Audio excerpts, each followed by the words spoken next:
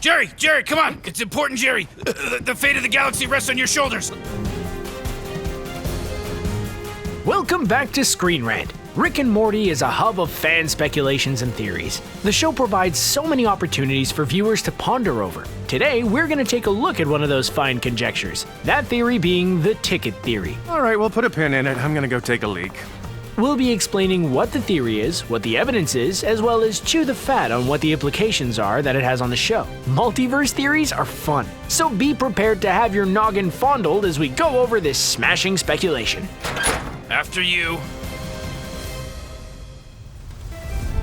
Ah, Rick and Morty, the hotbed TV series of fan theories. From such theories as Evil Morty to who Beth's mother actually is, not many TV shows generate so much speculation. We can probably thank the multiverse's involvement in that. With Rick and Morty jumping from one timeline to another, it can generate some madcap theories on the actual goings-on of the show. Which brings us to today, the ticket theory. The ticket theory sounds boring on the surface. Immediate thoughts of parking tickets come to mind. But don't fear, it's definitely not a dull idea. This theory involves a possible changing of the Rick and Morty guard, meaning that in specific episodes we may suddenly be following a Rick and Morty from a different universe, not the ones from C-137. Mind-blowing. To understand how this theory begins and breaks down, we must start in the episode Morty Knight Run from the second season. In particular, the hilarious Jerry Baree concept. In this episode, Rick is teaching Morty to drive in space, only to discover Jerry sitting on the back seat. Since Rick has a business meeting, he doesn't have time to drop Jerry back on Earth. And when we say business meeting, we actually mean he's selling weapons to a bounty hunter. You know, just Rick things. So Rick and Morty take Jerry to a special facility. This facility is called the Jerry Baree. This place is essentially a daycare for all of the Jerrys in the multiverse. It was created by one of the multiverse's many Ricks in order to temporarily store a Jerry.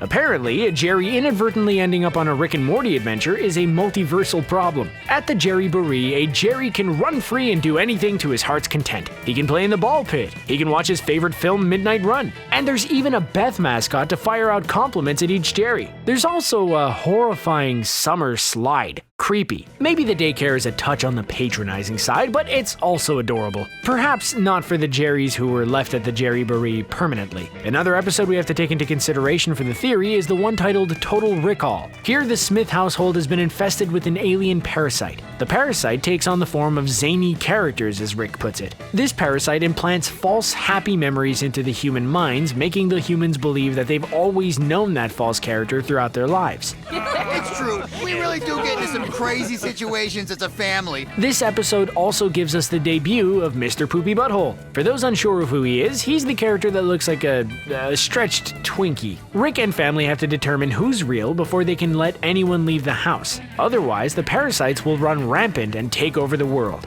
Now that we know the episodes involved, let's take a look at the key moments that birthed this theory. Ooh-wee! Whatever you want, Rick, we're here to help!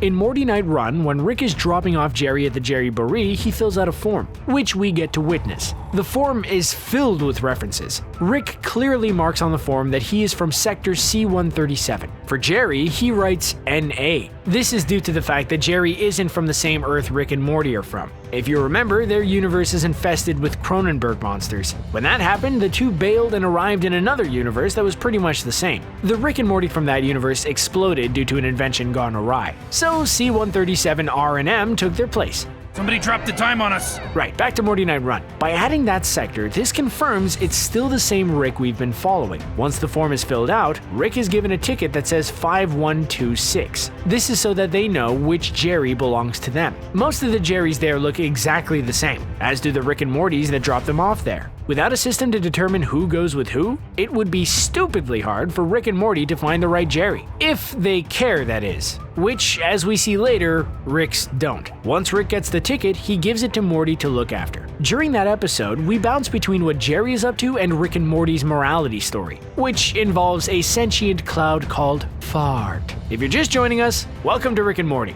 As we approach the end of the episode, Rick and Morty return to the Jerry Baree to grab their Jerry. As they're leaving, another Rick approaches and asks if they have 5126. It's implied that the Rick was referring to the Jerry. He needed to check if they had his Jerry by mistake. Morty goes to check his ticket only to realize that he had lost it. Uh-oh. Instead, he only has a prize ticket from Blips and Chits, which isn't helpful here.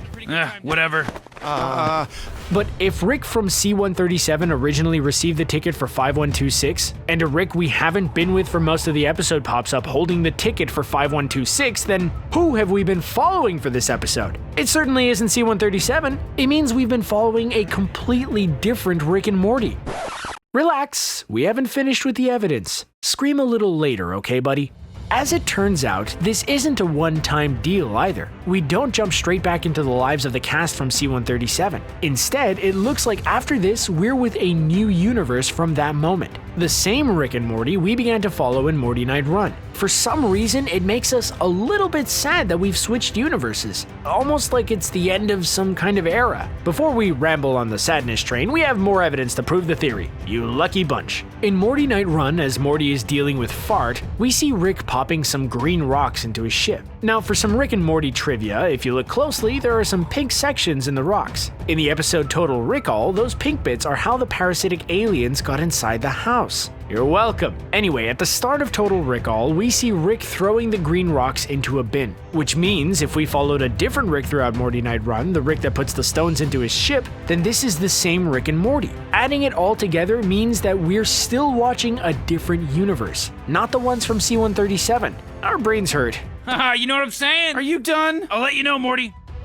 In Total Recall, Mr. Poopybutthole is teased as a parasite throughout the episode. He's a wacky character that we, the audience, are newly introduced to, so he seems a likely candidate to be a mind-bending parasite. However, that's not the case. It was a red herring. It seems the Smith family has been friends with him for a long time. After Beth shoots Mr. PB, Jerry phones for an ambulance. Beth shoots Mr. PB due to only having good memories of him, thus thinking that he's a parasite. But she's wrong. Whoops. Instead, she's massively injured their friendly chump. He needed a lot of rehab afterwards. Bless him. Anyhow, as Jerry is on the phone to the ambulance, he states that Mr. PB is an old family friend. It's a weird statement to make, since we as the audience have never seen him before. The characters have never referenced this top hat wearing Twinkie either. If he is an old family friend, then we must be watching a new Smith family. Otherwise, it doesn't make sense. It would be a massive plot hole instead. Mr. PB is even added into the opening credits. None of the parasitic aliens are in every adventure. Only one parasite is shown in the intro. It's a clip of Mr. Beauregard, the fake family butler, taking part in a pillow fight. This intro inclusion shows that in this universe, Mr. Poopybutthole means a lot to the family and has deep ties to them, something which wasn't the case in the C-137 universe considering we never saw him. For those wondering, fear not. We do get to see Mr. Poopybutthole again.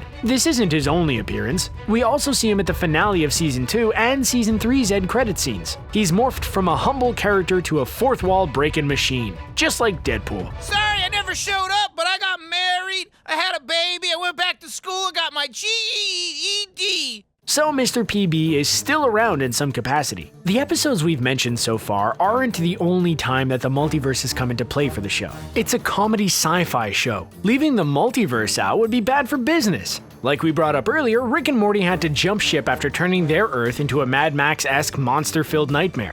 On top of that, the Council of Ricks exists. The Council did reside on the Citadel, where they govern for better or worse. Well, up until their destruction, that is. The Citadel is inhabited by various Ricks and Mortys throughout the verse. Weirdly, all the variations are very similar. Sometimes the appearances might change, like with Hammerhead Morty. We never see his Rick. Comment below what you think his Rick would look like. Anyway, all variations seem to hold on to the same personality, mostly. And fashion sense. There are some occasions where the changes are more obvious, like Evil Morty, but most of the time they're all very similar. So if we switched universes, it may be hard to spot any difference. Rick's portal gun is a key tool in Rick's scientific genius. By having the portal gun, this allows Rick and his grandson to have adventures all over the place, from other planets to different dimensions. As we can see, the multiverse is not a topic the creators shy away from. This potentially new universe has even been given a name by the fans. Since the universe was marked by a particular character, it seemed only fitting for the universe to be named after him. Of course, the name is the Mr. Poopybutthole universe. Pretty toothless stuff, guys.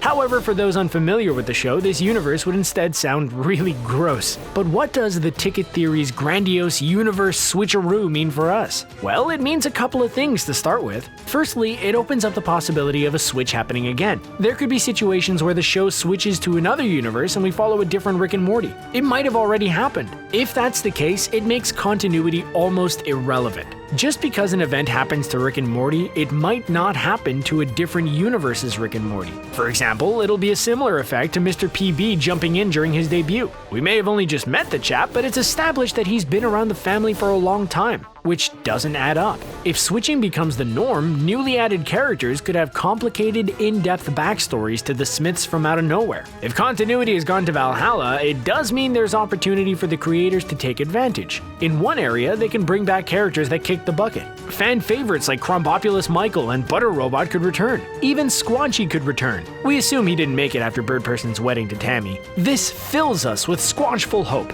It can also be used as a plot reset. If the writers back themselves into a corner with a story, they could always deftly change universe, such as something dire happening to the Smith family that has no easy answer to reverse it. The writers could switch the universe instead. We would still get Rick and Morty though, although it may come across as a bit of a cheap plot device for the audience, and a similar effect to how films can use time travel to reverse tricky situations, instead of using complicated means like a story. Ew. The universe change may have already happened without us realizing, with only subtle clues hidden throughout various episodes. Well, we at ScreenRant better watch each episode for the 42nd time, just to make sure we didn't miss anything else. The things we do for our viewers, you're welcome. Pickle Rick! And that's a wrap. So what do you think of the ticket theory? Does it make sense? Does it explain the meaning of life and what it all means? Type your thoughts into the comment section below. Please do. We get lonely. Also, remember to comment with what you think Hammerhead Morty's Rick looks like. Click subscribe and tap the bell to stay notified of all of our delicious content. Thanks for joining us, Rick and Morty fans. You're the best. We'll see you next time.